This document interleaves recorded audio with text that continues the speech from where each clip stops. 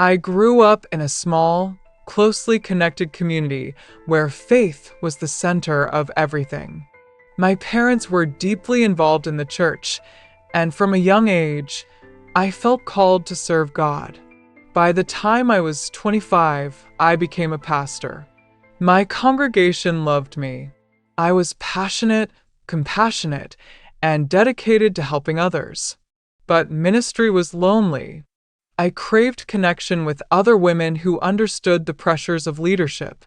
That's when I was invited to join a group called the Circle of Light. The Circle of Light was a group of female pastors and spiritual leaders who met monthly to pray, share experiences, and support each other. At first, it felt like a safe space. We'd gather in quiet rooms, light candles, and talk about our struggles.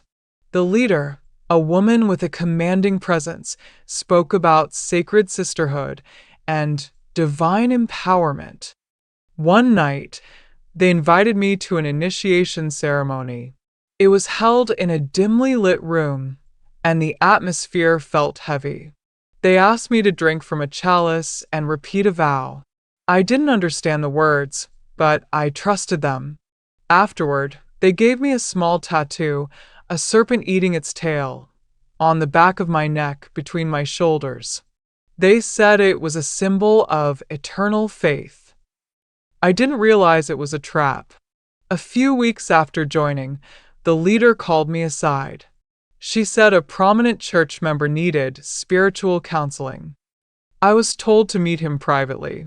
When I arrived, he was waiting in a dimly lit room. He seemed kind at first, but things quickly turned uncomfortable. He started touching me, saying it was part of the healing process. I felt trapped. I wanted to leave, but I remembered the vow I'd taken. After that, my ministry flourished. People began to notice the change in me, and my congregation grew. But as my ministry grew, I isolated myself from my family. They had questions about the sudden change in me, but I didn't want to hear them. The circle had warned me that my family would try to pull me back, that they wouldn't understand my newfound power. So I pushed them away, surrounding myself with the women of the circle instead. The tasks kept coming. Every week, the circle gave me a new man to minister to. Some were pastors, others were businessmen or politicians.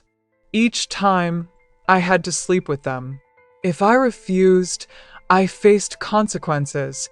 My sermons would fall flat, my prayers unanswered, and I'd feel physically ill. But if I obeyed, I gained power. My church grew. People called me a miracle worker. Everywhere I went, men and women were drawn to me. It was like I had a magnet inside me, attracting people who were desperate for spiritual connection. They would throw themselves at me, confessing their deepest desires and fears. I was convinced that it was all part of my ministry, that I was being used by God to bring people closer to Him. The men, though, suffered. Their marriages fell apart. Their careers crumbled. And the women they were with, they became hollow, like shadows of themselves.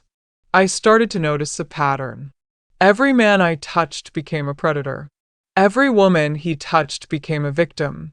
And the tattoo on the back of my neck seemed to pulse with each new task. The guilt was unbearable.